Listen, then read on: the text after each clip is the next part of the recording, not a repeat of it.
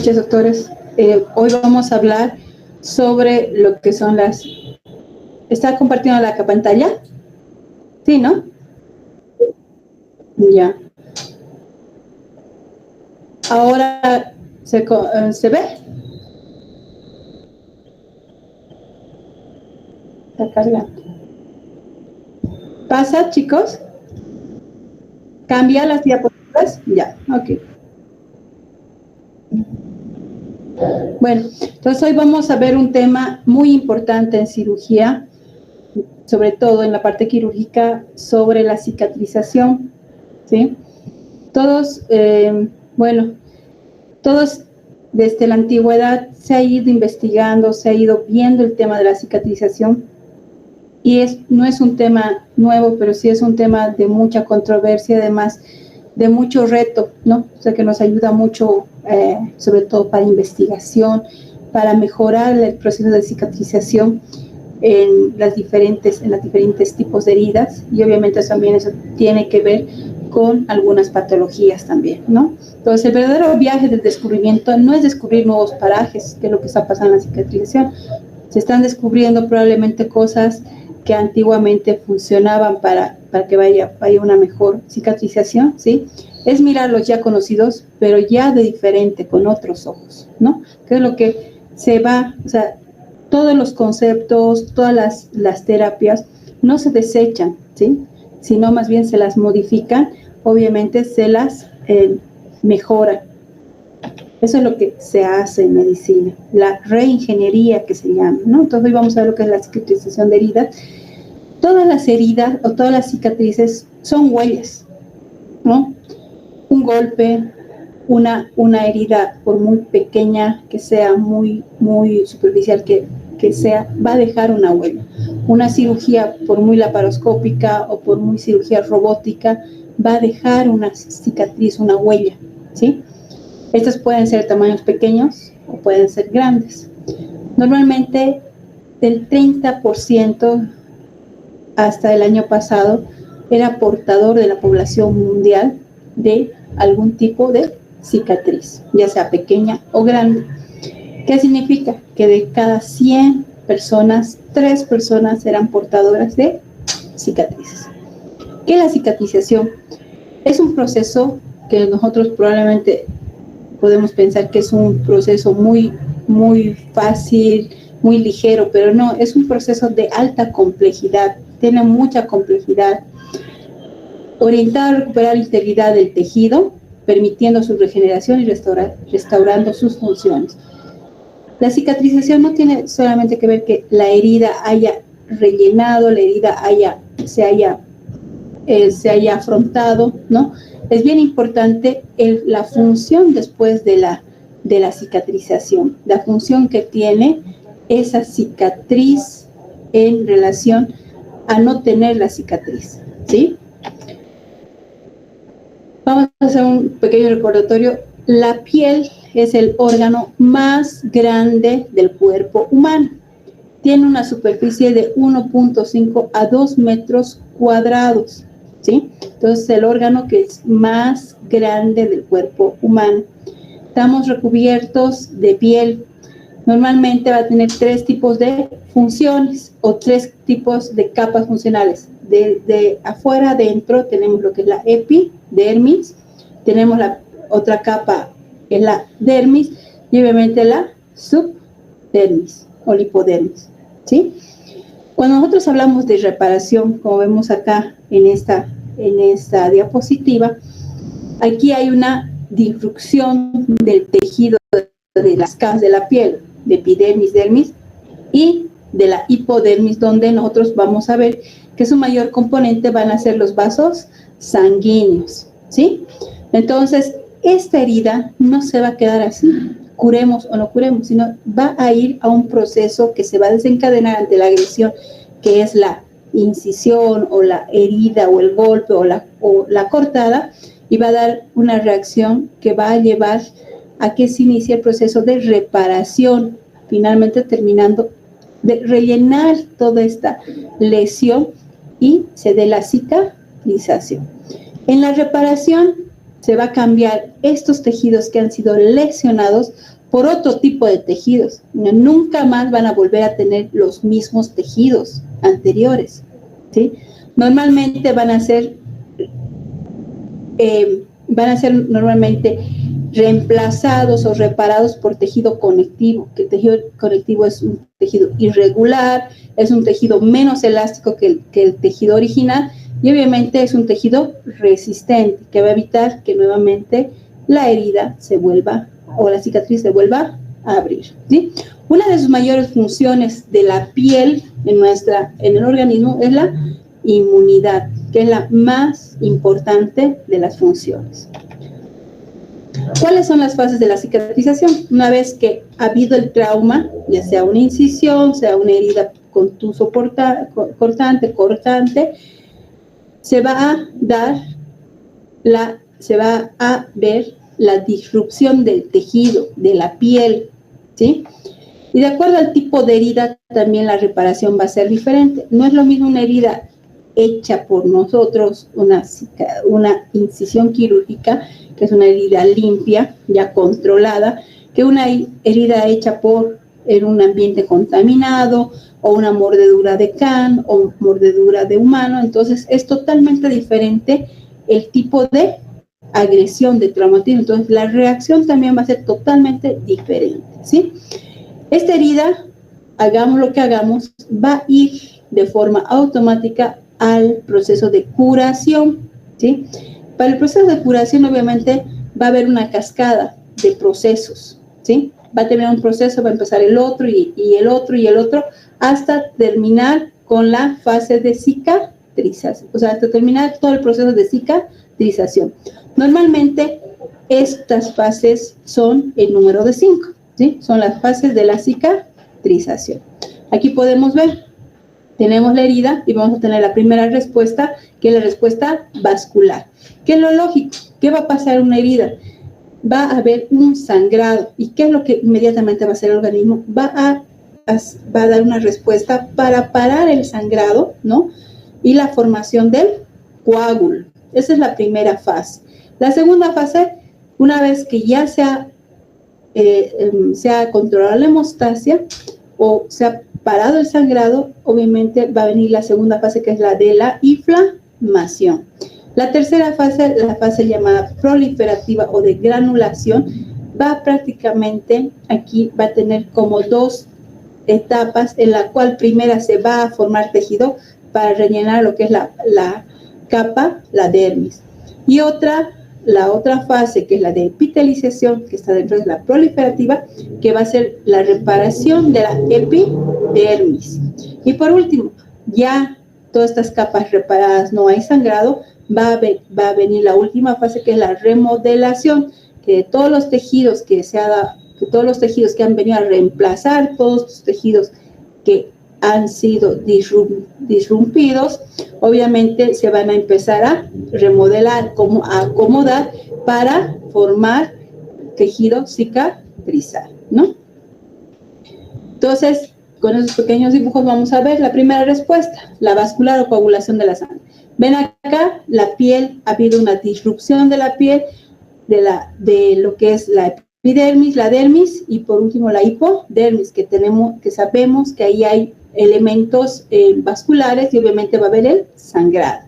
Entonces, vasos sanguíneos dañados, el primer mecanismo va a ser el de limpieza y obviamente la contracción vascular, la acción de las plaquetas para formar un tapón y de alguna manera parar el sangrado, ¿no?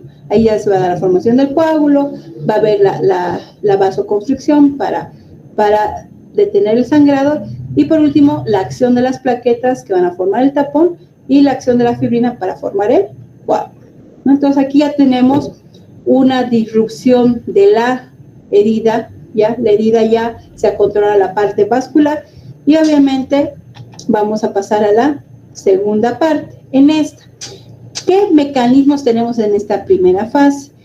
Tenemos ahí ruptura del vaso, la hemorragia y se van a activar prácticamente 3 mecanismos. La vasoconstricción por reflejo autónomo, la fibrinólisis, las dos unidas van a ir a formar el coágulo.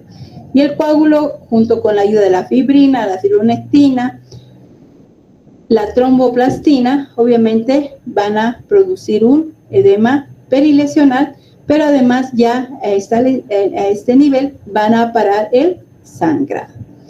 Por su parte, otro proceso que va a pasar en la fase de coagulación es la producción de plaquetas. O sea, no solamente es realizar el coágulo, que se forme el coágulo, sino también tiene que haber producción de plaquetas, para lo cual también va a haber factores de crecimiento.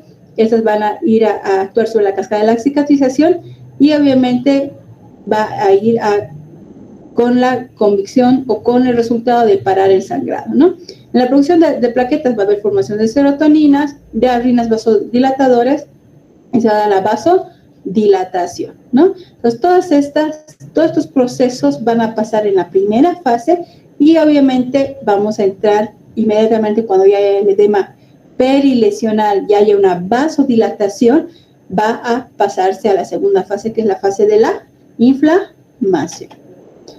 Ya en la segunda fase de la inflamación, como ven acá en los dibujitos, vamos a tener la formación de exudado y enrojecimiento de la piel circundante. Es lo que nosotros vamos a esperar que pase con la herida, ¿sí?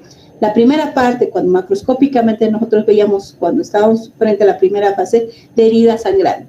Y esta segunda fase vamos a ver una piel roja, obviamente va a haber inflamación periherida y obviamente salida en ocasiones, la mayoría de las partes, de exudado, ¿no? Entonces, ¿qué es lo que va a pasar acá? ¿Qué procesos se van a activar? Primero, los leucocitos a través de los neutrófilos y los macrófagos van a realizar una limpieza.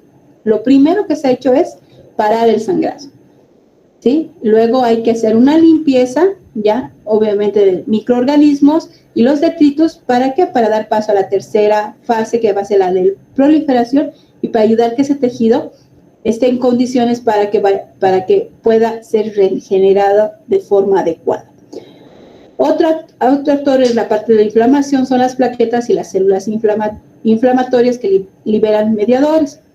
Estos en realidad van a liberar los factores de crecimiento para las células y obviamente se va a dar la fase de la curación, ¿no? Entonces, todos estos procesos son los que pasan en la segunda parte.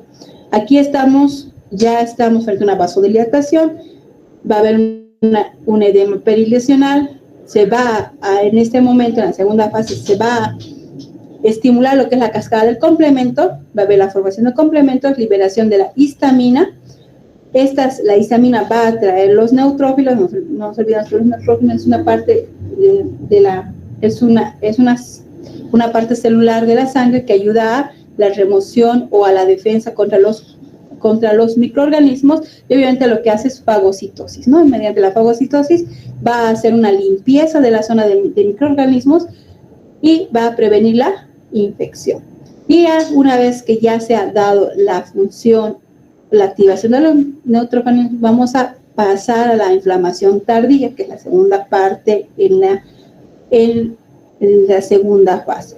Aquí ya van a hacer uso o van a funcionar lo que son los monocitos y los macrófagos, ya no los neutrófilos.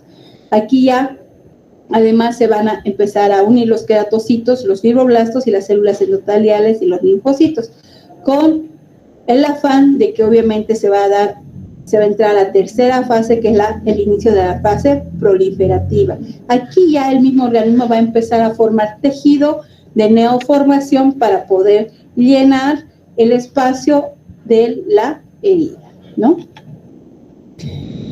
Y la tercera parte ya de la formación de nuevo tejido, la primera parte, obviamente, siempre las heridas van a cicatrizar de adentro a afuera, de interno a externo. Entonces, la primero que se va a llenar o se va a reparar va a ser la dermis, porque en primera instancia la capa que se ha reparado ha sido la hipodermis, ¿sí? Y segunda instancia la reparación de la dermis. Aquí vamos a tener macrófagos, ¿ya?, que van a ser mediadores para la reparación de la dermis. Vamos a tener la migración de fibroblastos para que, obviamente, a través de los fibroblastos se dé la formación de colágeno, que obviamente el colágeno va a ser un elemento muy importante en la dermis, se va a tratar de reparar nuevamente con la producción de colágeno. Pero lamentablemente, en muy poca cantidad, más bien la dermis normalmente se va a reparar por tejido conectivo fresco, que va a rellenar la brecha, y eso es lo que nosotros llamamos tejido de granulación, ¿no? Y obviamente también a nivel de la dermis también se va a dar la neoformación de vasos sanguíneos, que se denomina angiogénesis. Entonces, vamos a tener algo de colágeno. No, lo ideal sería que sea la misma cantidad, la misma calidad del tejido agredido, pero también va a haber la superposición o la formación o el relleno de la brecha con tejido conectivo fresco, ¿no? La cuarta etapa que como vemos aquí en el dibujo, hemos rellenado ya la segunda parte, que es la dermis, va a ser la parte superficial, que en este caso sería la epidermis, a lo que nosotros llamamos epitelización.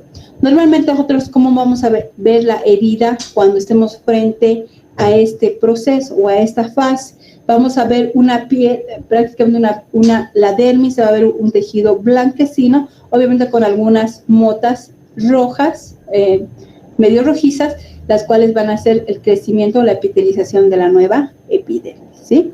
Entonces, esta es la última etapa de la restauración de la barrera de la piel, ¿no? Ya, y la principal, para completar, es la epidermis. Aquí, para reparar o para epitelizar, se va a dar la formación o la proliferación de queratinocitos, ¿no? Normalmente van a migrar, va a haber la migración de estos de un borde al otro de la herida, y obviamente de los folículos, la reaparición de folículos pilosos si la zona o la piel está compuesta por estas, ¿no?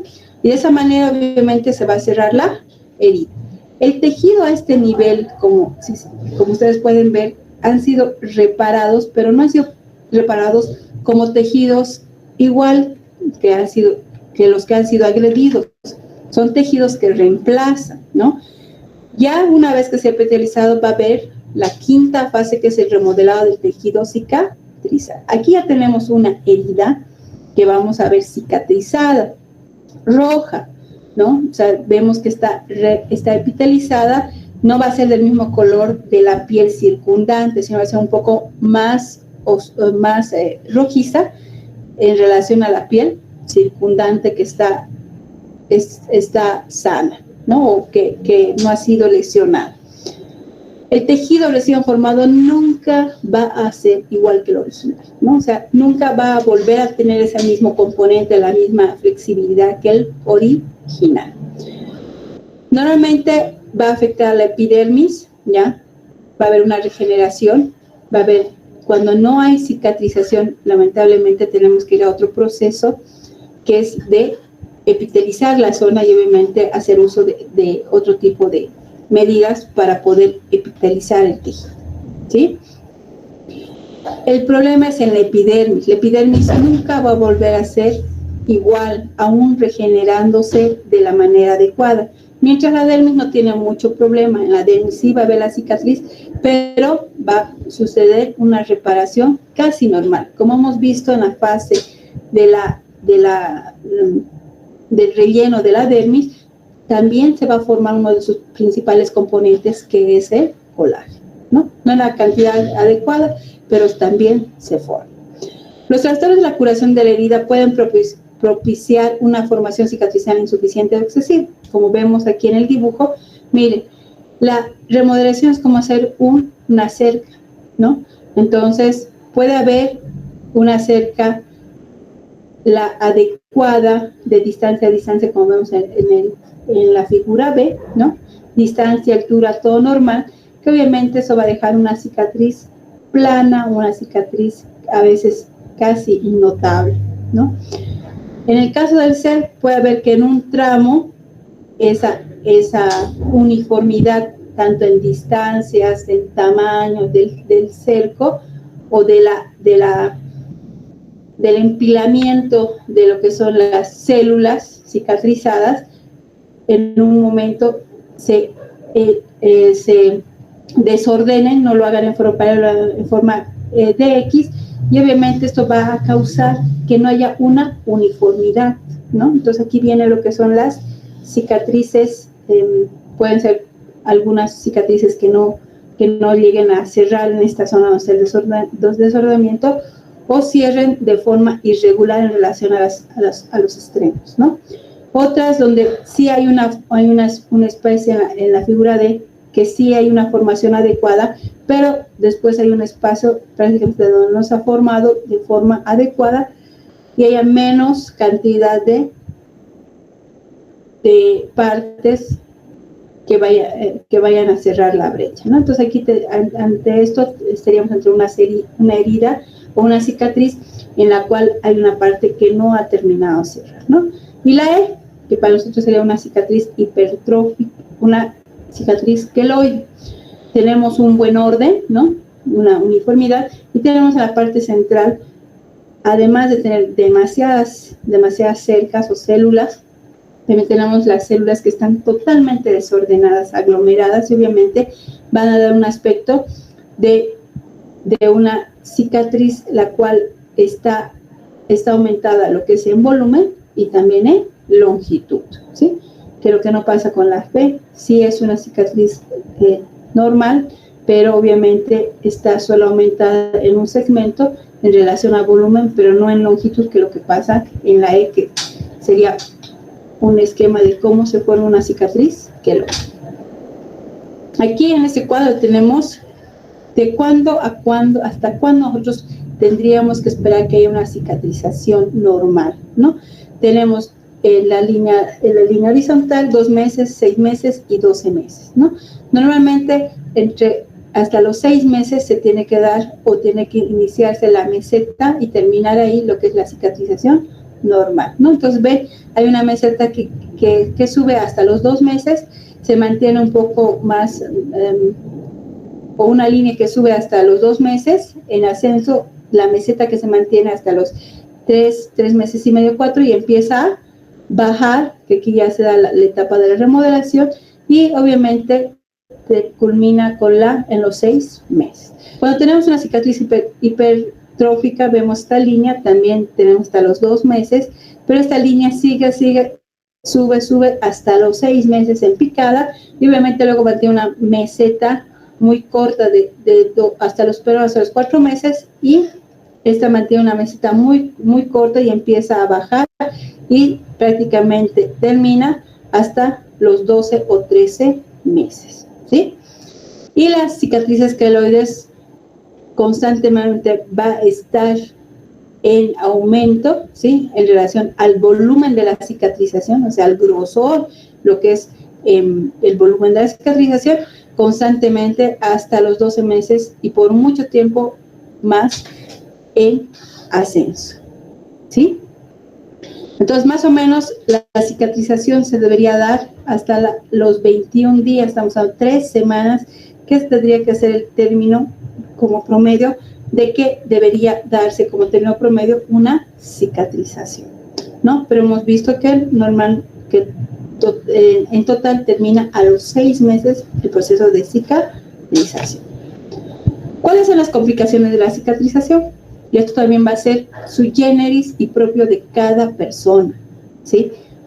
No es porque nosotros hemos suturado, o sea, podemos nosotros agarrar y hacer un estudio y hacer la misma sutura, la misma incisión en este grupo de personas, el mismo cirujano que sutura con la misma técnica, con las mismas medidas, y ténganlo por seguro que ninguna cicatriz va a ser igual o idéntica a las de todas las personas, van a ser totalmente diferentes, ¿no? Eso también tiene que ver mucho con la parte racial, también tiene que ver mucho con el cuidado que implique el paciente durante la cicatrización, ¿sí? Se ha visto también, y eso ya está normado y eso está demostrado con evidencia, que las pieles negras tienen más tendencia, o las pieles oscuras, perdón, tienen más tendencia a realizar o hacer cicatrices hipertróficas y en mayor porcentaje hacer las cicatrices queloides, ¿sí? Entonces, pueden ser esas las 3 causas por las que hay complicaciones en la cicatrización. una formación deficiente, lo que veíamos. Va a haber una zona donde no esté adecuada la formación, o sea, que no sea los elementos de la cicatrización en número adecuado, y obviamente lo primero que vamos a tener es la dehiscencia de la herida. Entonces, por mucho que tengamos la sutura, aún afrontando los bordes, si no se da una buena o hay una deficiente cicatrización, vamos a tener dehiscencia. La herida se va a abrir. Y en algunos casos, puede ser en sitios específicos, se va a dar lo que es la ulceración. Por formación excesiva vamos a tener dos grandes cicatrices, son los queloides y las cicatrices hipertróficas, ¿no? Y por último, las contracturas. Obviamente que las heridas en zonas donde hay mayor posibilidad de movilidad van a ser un poquito más complicadas de llevarlas, porque también van a tener tendencia a tener alteraciones en la movilidad de la zona. Como vemos acá, esta es una cicatriz aquí en la zona del hombro, ya en la parte posterior, en la cual vemos que sí es una herida, una cicatriz plana, ¿sí? En proporción, el ancho, si dan cuenta, empieza en una de los extremos más delgados y luego se va haciendo un poco más ancha, ¿no? Pero no tiene crecimiento en lo que es el volumen, es una plana. Normalmente son las heridas de gran tamaño, sobre todo las secundarias a quemaduras, se puede dar a escaldaduras, curan en general con contracción del tejido, y las contracturas y cicatrices normotróficas no solo son desagradables, sino que en muchos casos deterioran el funcionamiento de las partes del organismo implicadas. Entonces, ¿qué tipo de cicatrices entrarían en las cicatrices normotróficas? Las de quemados, las cicatrices de gran tamaño en zonas de gran movilidad, ¿no? Lo ideal hubiera sido que esta cicatriz sea una línea delgada, ¿no? Y que no esté como estirada, como contracturada, ¿no? Entonces, van a haber normalmente un gran reto en los pacientes quemados, grandes quemados, la extensibilidad o la elasticidad de la zona que ha cicatrizado, porque obviamente ese tejido ya no va a ser un tejido elástico original, sino va a ser un tejido ya fibrótico, y va a tener, obviamente, va a haber desmedro o va a haber una alteración en relación a la funcionalidad de esa zona. Las atróficas ya son normalmente cicatrices que se sitúan por debajo de la superficie de la piel circundante, y estas pequeñas depresiones se producen cuando la cantidad formada del nuevo tejido conectivo es insuficiente debido a la desorganización del proceso de curación, y las cicatrices atróficas retraídas son a menudo consecuencias del acné. O sea, van a ser como unas criptas, ¿no? Entonces van a ver una zona, como podemos ver acá en esta cicatriz, en los extremos, es plana, es ideal, y tenemos como una excavación, ¿no? Entonces, los típicos cicatrices de este grupo o de esas complicaciones van a ser las cicatrices que van a ser secundarias a la patología del acné. Las hipertróficas, ¿no? Entonces, esta figura estaba equivocada, esta es una atrófica, ¿sí? Ahorita tenemos las cicatrices que van a dejar el acné, y la otra que hemos visto es una hipertrófica, ¿no? Aquí vemos hay un aumento en volumen en relación a la otra que vimos, que era una cicatriz plana, ¿sí? Pero aquí no hay aumento en lo que es en el ancho, solamente en el grosor de la cicatriz. Las cicatrices hipertróficas pueden estar causadas por va a haber una hiperproducción de tejido conectivo, pero además esta hiperproducción no va a estar ordenada, ¿sí? Ese tejido en algún momento se va a desordenar y obviamente va a aumentar en volumen, en grosor, la cicatriz en esa zona. Se proyecta por encima de la superficie de la piel circundante, son elevadas, están engrosadas y enrojecidas y frecuentemente causan pico.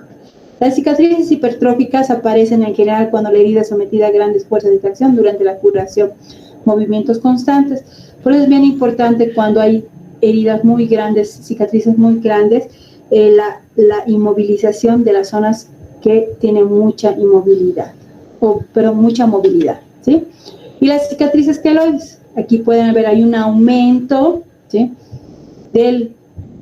en volumen, pero además hay un aumento en extensión. O sea, aquí la cicatrización ha desbordado los mismos bordes de la herida, mientras las hipertróficas no desbordan así, sino lo que hacen es, aumentan en grosor la herida, la línea de la herida.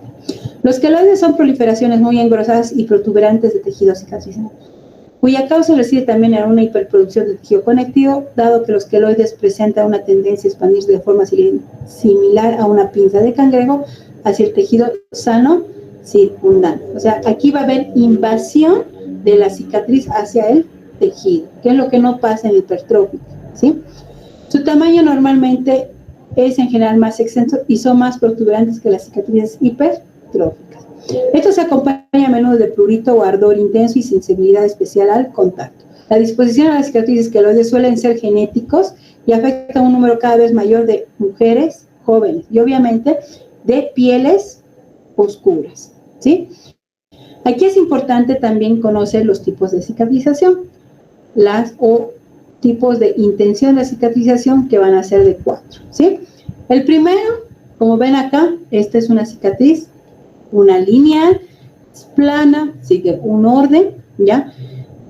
Tiene un tiempo mínimo, no va a presentar separación de bordes como vemos aquí en la foto, y va a haber mínima formación de cicatriz. Aquí apenas se ve una línea muy delgada, ¿sí?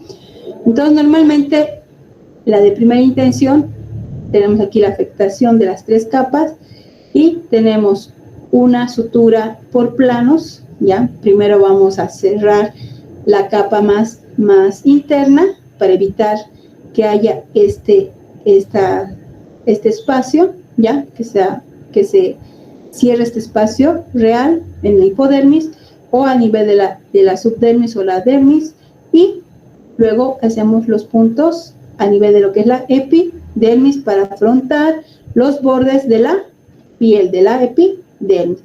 Una vez que nosotros retiramos los puntos, ya tenemos nuestro tejido aproximado y obviamente cicatrizado, ¿sí? Entonces, la de primera intención. La de segunda intención, prácticamente van a ser heridas que eventualmente pueden haber tenido una pérdida de sustancia muy significativa en las capas internas de la piel, ¿ya? O celular subcutáneo también. Entonces, es difícil en estas poder poner puntos y aproximar los tejidos. Entonces, lo que vamos a hacer normalmente en este tipo de heridas que son secundarias a infecciones, a trauma, a pérdida de sustancia, ¿ya? Y la aproximación no es posible, como vemos aquí en el dibujo, ¿ya? Vamos a ir a hacer que esa herida vaya a una cicatrización por segunda intención. Vamos a ir curando este tejido, vamos a ir limpiando este tejido para que el mismo proceso de cicatrización empiece a llenar de dentro a afuera, ¿no? Normalmente, lo que nosotros hacemos en este tipo de cicatrización, ayudamos con evitar que haya infección, quitar la infección, y obviamente a través de curaciones vamos a limpiar el tejido para que se vaya cerrando de forma automática de adentro a afuera, ¿sí?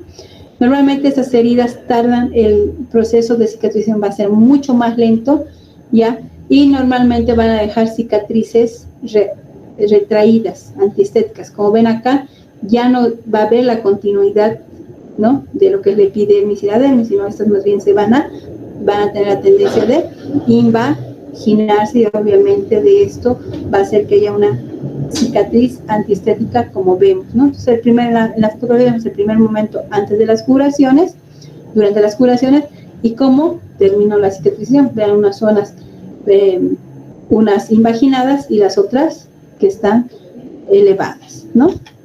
La de tercera intención normalmente es un método seguro de reparación de las heridas contaminadas. Sería una alternativa a una de segunda intención, ¿ya? Es una herida que está contaminada, yo no la voy a cerrar porque sé que se va a abrir, y obviamente yo necesito que esa herida esté abierta para poder limpiar, para poder manipular y además para ayudar a que haya crecimiento de tejido de neoformación. Pero va a llegar un momento en el cual yo ya pueda, digamos, tenga los bordes ya más cercanos y pueda yo hacer un cierre como primera intención, ¿no? Es un método seguro de reparación de las heridas contaminadas, sucias, infectadas y con pérdida extensa de tejido. Degradación de los tejidos no viables, se las deja abiertas unos días, luego las dos superficies de tejido de granulación son aproximadas, ¿no? Entonces, la de tercera intención más o menos es una conjunción entre iniciar con un cierre o una cicatrización de segunda intención. Una vez que ya hemos controlado la infección, hay buen tejido de granulación y los bordes están evidentemente un poco, que se puedan acercar, nosotros poniendo un punto, haciendo uso de las suturas, se va a una sutura, ¿no? Un cierre de primera intención. Y la cuarta intención, normalmente van a ser las úlceras, ¿ya? En viernes inferiores, ya sean por diabetes, por úlceras vasculares, en la cual en primera instancia, se va a controlar la infección, se va a ayudar a la granulación hasta la dermis, y obviamente aquí el gran problema de este tipo de pacientes es la epitelización, o sea, la formación de epidermis. Entonces va a ir a un tratamiento quirúrgico que se llama injerto cutáneo, el cual lo que nosotros vamos a hacer es injertarle parte de la epidermis de otra zona que normalmente se toma de la parte anterior de los muslos, o a veces también por la parte posterior de los muslos, ¿no? Y se añade y se epiteliza de esa manera las úlceras. Como vemos aquí el antes, después del injerto, el después. Y en algunos casos también podemos hacer uso de esto o el uso de los colgajos cuando hay heridas muy profundas y a pesar de las curaciones por segunda intención, no va mejorando y tenemos mucha pérdida en lo que es la dermis y lo que es la epidermis. También podemos hacer uso del colgajo, que es llevar una parte irrigada tanto de hipodermis, dermis y epidermis a la zona que necesitamos hacer el colgajo, ¿no? ¿Qué es lo importante para nosotros cuidar para que se dé, entre comillas, una buena o una adecuada cicatrización? La homogeneidad de los tejidos, ¿no? Entonces, bien importante cuando nosotros hacemos las incisiones, hacer lo que se les ha enseñado, agarrar el escalpelo o el bisturí como un lápiz, clavar y recién poder jalar y hacer la herida. Y no, a veces cortamos en forma de bisel, donde dejamos un borde de la herida más grueso y el otro borde más delgado. A eso se llama la homogeneidad de los tejidos. Esto es importante en la elección del material de sutura. No nos olvidemos que lejos de ser sí una ayuda a la sutura para poder aproximar los tejidos, no nos olvidemos que es un cuerpo extraño. Eso ya está determinado, que el ideal de las suturas tienen que ser los monofilamentos, ¿no? ¿Por qué? Porque el trauma, cuando nosotros hagamos la sutura, va a ser menor en relación a un multifilamento. Entonces, la elección del material de sutura es importante, el tipo de aguja, el número de ceros de acuerdo al grosor de la sutura para la zona que tenemos que suturar, ¿ya? Y no se olvide que tiene que ser un monofilamento, ¿sí? Evitar la torsión de los tejidos es importante porque nosotros tenemos que cuidar muy bien los tejidos y también asegurar que la irrigación sea ideal para los tejidos, ¿no? No tomar mucha cantidad de tejido cuando se realiza suturas en masa. Entonces, también es importante tomar la cantidad adecuada para no, también con el hecho de que cuando nosotros hagamos el nudo, obviamente vamos a querer de alguna manera que llegue el tejido y vamos a presionar sobre el grosor del tejido y podemos provocar una isquemia, ¿sí? No incluir folículos pilosos y glándulas sebáceas dentro de la dermis es importante, porque obviamente nosotros sabemos que los folículos pilosos y glándulas sebáceas va a dar un contenido y obviamente si va a estar dentro de la dermis, no va a haber manera de que se pueda, va a haber un exudado y obviamente no va a haber manera del cierre, ¿sí? En caso de incisión, respetar las líneas del Langer, ¿no? Entonces, Ahí el dibujito donde vemos en qué sentido van las líneas de Langer, que son el sentido de las fibras de colágeno, que es lo ideal, y en sentido paralelo, o sea, en el mismo sentido, para poder también añadir un factor, para evitar un factor de riesgo para una mala cicatrización. Afrontar bien los bordes de la herida. Es importante que la herida estén los bordes uno al frente del otro. No puede estar uno encima del otro, uno abajo del otro, o montadas. No, tienen que estar uno al frente del otro. Y es bien importante evitar el cierre de tensión, ¿no? Si nosotros nos empeñamos y queremos cerrar esa herida a cualquier costo, lamentablemente vamos a hacer un daño, porque vamos a hacer que ese tejido que nosotros estamos estirando para que llegue, obviamente le vamos a quitar la irrigación y vamos a hacer que haya mayor pérdida de tejido, ¿ya? ¿Cuáles son los nuevos horizontes? O lo que en este caso se llama la curación avanzada de heridas, la cicatrización. A lo largo de todos estos años se han ido investigando cómo podíamos mejorar la cicatrización, ¿no? Pero lamentablemente no hay una cura perfecta hasta el momento que nos ayude a que nosotros podamos controlar la cicatrización, ¿no? Entonces, lo último que está haciendo son los apósitos hidroactivos de poliuretano. Normalmente sabemos que para que una cicatriz vaya bien, lleve un buen proceso, tiene primero que tener una respiración, ¿no? O sea, lo que sí es que transpire la piel, no puede macerarse, porque si esa piel no transpira, lo que va a pasar es que esa piel se va a macerar, y obviamente al macerarse va a pasar hipovolemia o poca irrigación, necrosis, y con el tiempo una piel macerada va a llegar a infectarse, ¿sí? Otro aspecto importante es el calor, la temperatura, ¿no? Que la temperatura que se dé a las heridas, y otra cosa es la humedad. Son esos tres aspectos importantes para ayudar a que la cicatrización vaya bien. Estos apósitos hidroactivos, ¿qué nos ayudan? Nos ayudan a transpirar la piel porque son como unas esponjas, ¿sí? Unas esponjas de poliuretano que van a tapar las heridas, nos va a dar la posibilidad de que tenga un medio húmedo, que transpire la piel, pero además que tenga una temperatura adecuada, ¿sí? Se ha visto también que el uso de estas no es de forma continua. O sea, se deja el apósito y el apósito nos da la posibilidad de que el paciente esté con ese apósito entre 3 a 7 días. Entonces, también es importante que el paciente no se lo está curando todos los días. Entonces, durante esos 3 a 7 días que esté el apósito, va a actuar los principios que nos ayudan a que haya una mejor cicatrización, ¿sí? Normalmente es que es una esponja, es un apósito de poliuretano, el cual esta es la capa que va a quedar por fuera, y la capa autoadhesiva, que es la otra parte que va a ir pegada a la cicatriz.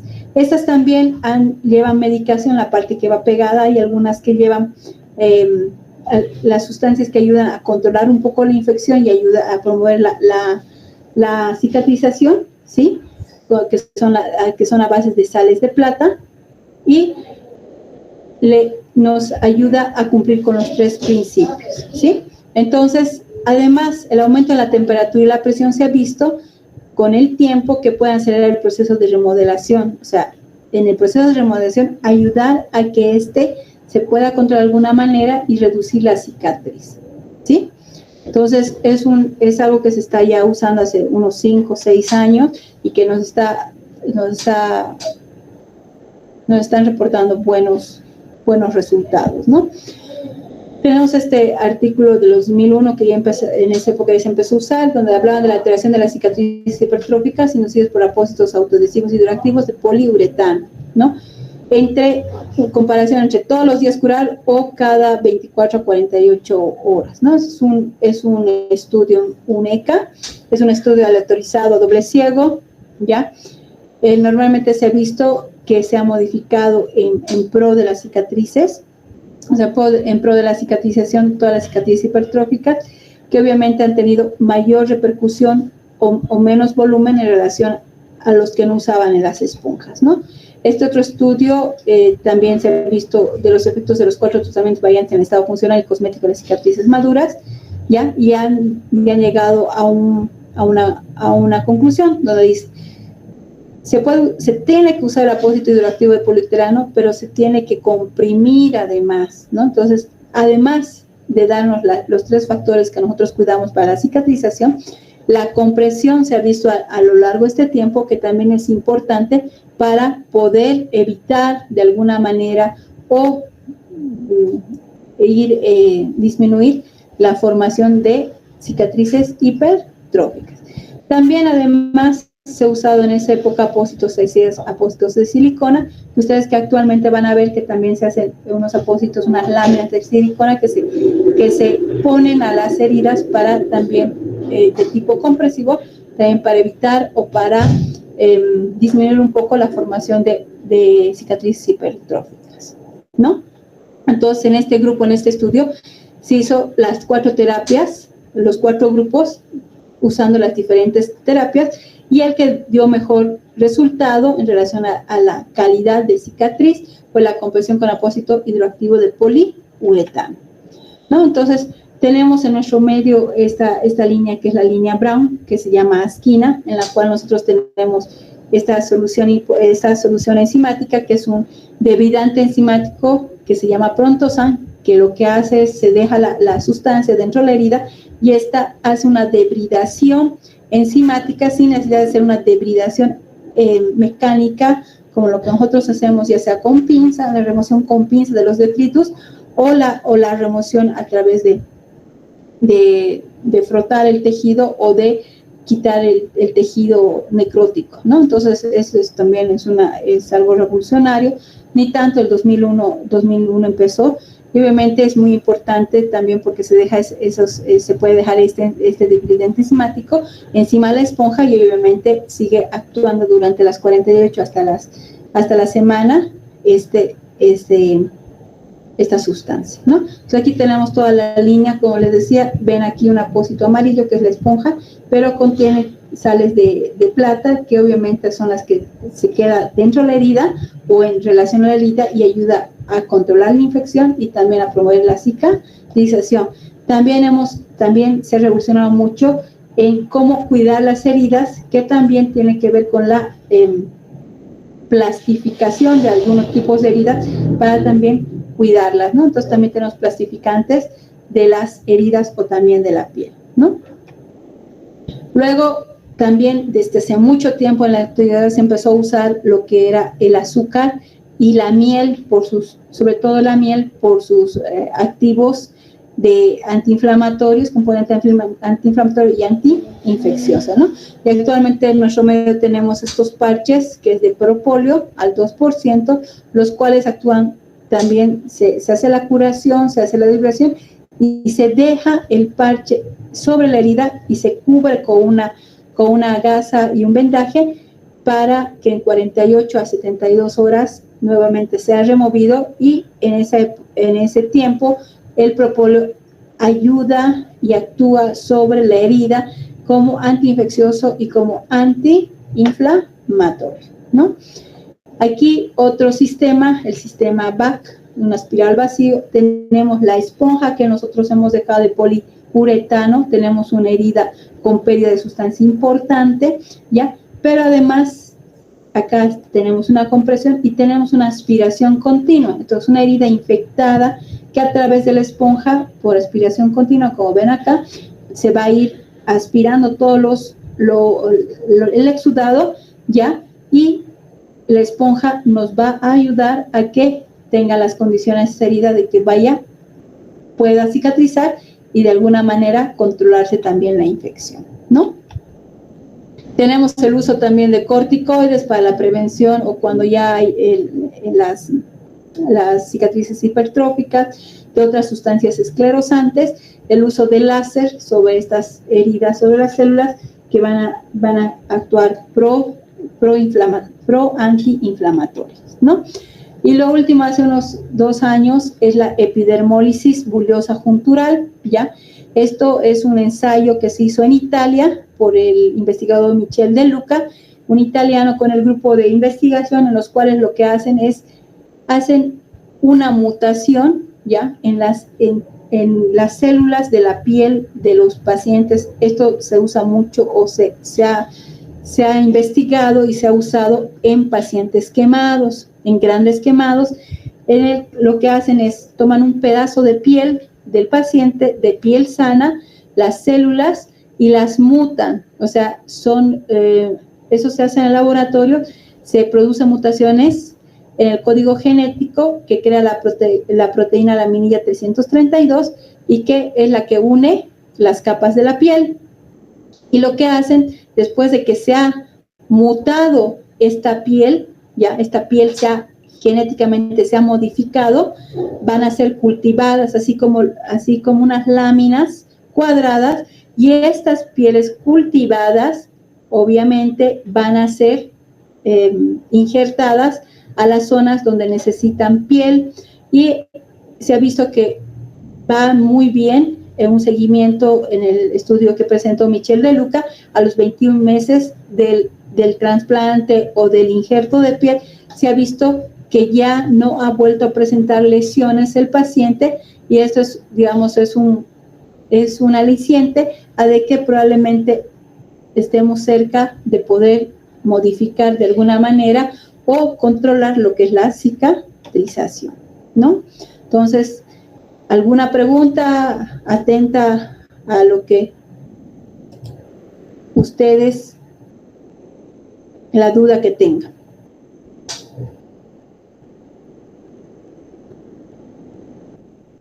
Doctores, ¿han disminuido?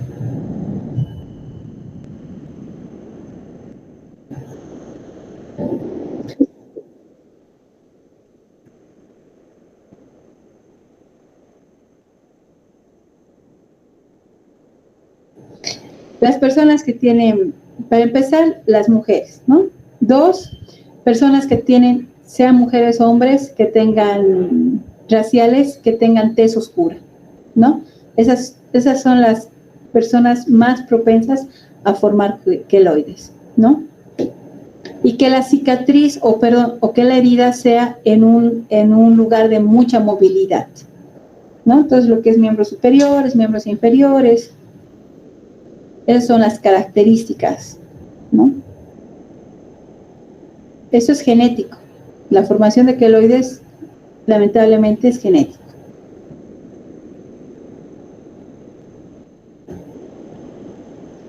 Otra pregunta, chicos, doctores.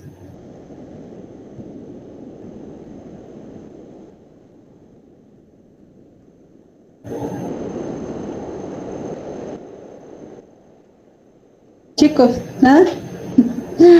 Bueno, miren, es un tema muy apasionante lo de la cicatrización, tiene mucho que ver, bueno, aquí también lo último que está hablando es sobre las cargas eléctricas de la piel, que tiene que ver con la cicatrización, ¿no? Entonces, son muchas investigaciones, muchas teorías, porque es un tema muy controversial, y obviamente es un tema que hasta ahora no ha podido ser como controlado, ¿no?, por la ciencia. Entonces, probablemente en unos tiempos, con la inteligencia artificial, con tanta tecnología, probablemente, ojalá lleguemos algún momento a controlarla, ¿ya? Bueno, tengan buenas noches y gracias por la paciencia y por aceptar el cambio, ¿sí? Buenas noches, doctores. Buen fin de semana. Gracias, doctora. Hasta luego.